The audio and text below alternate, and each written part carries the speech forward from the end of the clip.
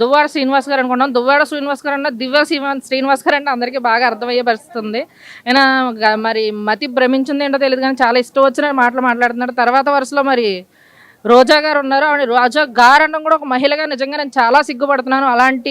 ఎలాంటి మాటలు మాట్లాడుతుందంటే ఆ మనిషికి తగ్గట్టే మాటలు మాట్లాడుతుంది ఆవిడ గురించి చెప్పడానికి కూడా నిజంగా నాకు ఒక మహిళగా చాలా సిగ్గుపడుతున్నాను నేను.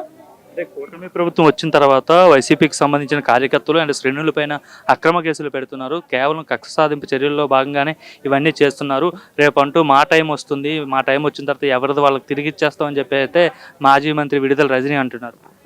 వాళ్ళు చేసినవి మేము చేసామని చెప్పడం నిజంగా చాలా నవ్వొచ్చే విషయం అండి. ఎందుకంటే వాళ్ళ గతంలోని జనసేన వాళ్ళ మీద, టీడీపీ వాళ్ళ మీద పెట్టిన కేసుల గురించి నిజంగా లెక్కేసుకుంటే ఒక పేపర్ బుక్కే సరిపోదు మనకి.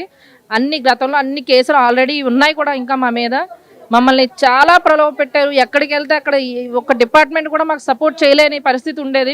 మాది ఏదైనా సభ జరుగుతుందంటే ఎక్కడికక్కడ బ్యారికేడ్స్ పెట్టి జనసేన సింబల్ కనిపిస్తే ప్రతి ఒక్కరిని ఆపేసేవారు. ఎంత పెద్ద నాయకులైనా సరే మమ్మల్ని బాధ పెట్టారు. అది మేము పెట్టామని చెప్పుకుంటున్నారు. అది చాలా వింతగా ఉంది.